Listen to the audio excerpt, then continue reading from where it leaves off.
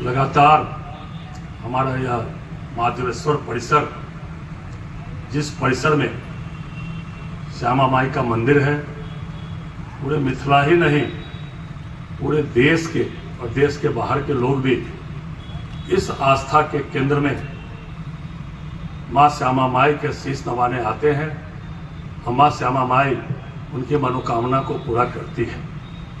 इस बार प्रथम बार कला संस्कृति बिहार सरकार के कला संस्कृति विभाग ने माँ श्यामा महोत्सव 2026 मनाने की स्वीकृति दी। इसके लिए राशि का आवंटन किया है।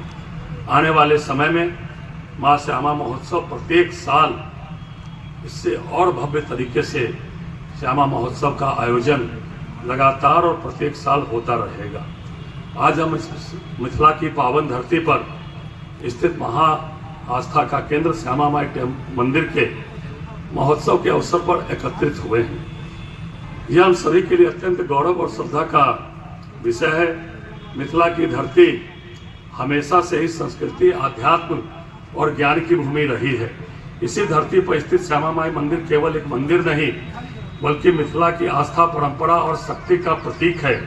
यहाँ विराजमान माँ श्यामा, जो कि माँ काली का ही स्वरूप है, अपने भक्तों को शक्ति, साहस और संरक्षण प्रदान करती है।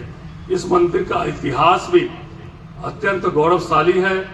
इसका निर्माण दरभंगा राज परिवार के महान शासक कामेश्वर सिंह जी द्वारा कराया गया और उन्हीं के पूरे परिवार के जो अगर देवसान होता है तो उन्हीं के चिता पर इस माधवेश्वर परिसर के मंदिर का निर्माण होता है। इस प्रांगण में माधवेश्वर कैंपस में जितने भी मंदिर हैं वह दरभंगा राज परिवार के किसी न किसी सदस्य के चिता पर ही मंदिर का निर्माण हुआ है।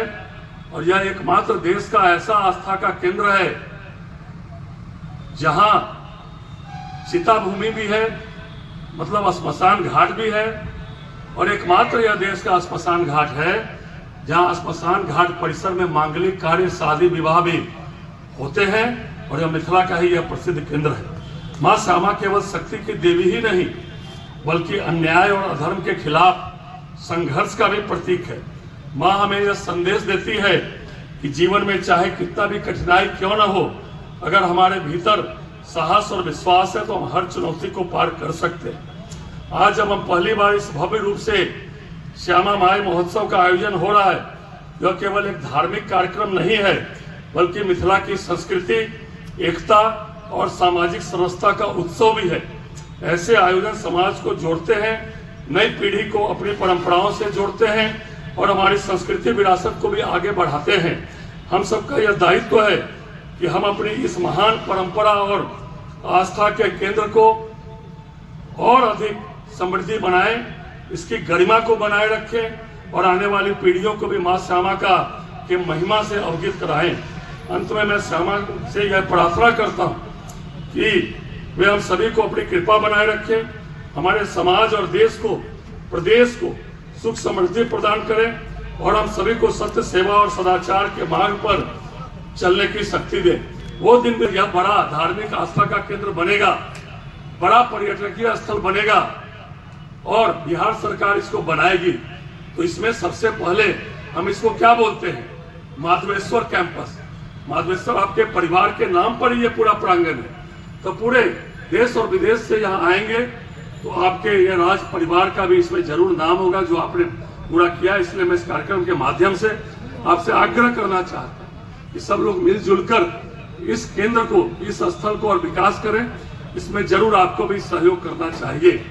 राज्य की सरकार लगातार सनातन धर्म और सनातन संस्कृति को आगे बढ़ाने का काम कर रही है, चाहे वह अहिल्या स्थान हो, चाहे हमारा मिथिला का बाबा धाम जिसको बाबा कुशेश्वरनाथ धाम हो, चाहे श्यामा माई का कैंपस हो, चाहे बगल में पुनौरा धाम हो। पुनौरा धाम में हमारी सरकार ने 940 करोड़ रुपए की स्वीकृति की है। जैसा अयोध्या में भगवान श्री राम का मंदिर बना, वैसा ही पुनौरा धाम में भी हमारी जनक जननी मैया सीता का बड़ा धार्मिक स्थल बनने वाला है। धार्मिक स्थल, धार्मिक आस्था का केंद्र तो होता ही होता है, उसके साथ साथ उस पूरे इलाके में आर्थिक उन्नति भी आती है। अगर अयोध्या में इतना बड़ा धार्मिक केंद्र बना तो उस पूरे इलाके में 100 किलोमीटर में आर्थिक उन्नति आई। देश विदेश के करोड़ों लोग वहाँ पर्यटनीय स्थल धार्मिक आस्था के कारण आते हैं, और जो भी अब अयोध्या आएंगे आने वाले समय में वो सभी पर्यटक मैया जानकी के पुनौरा धाम भी आवेंगे और इस पूरे इलाके में आर्थिक समृद्धि भी आएगी। इसलिए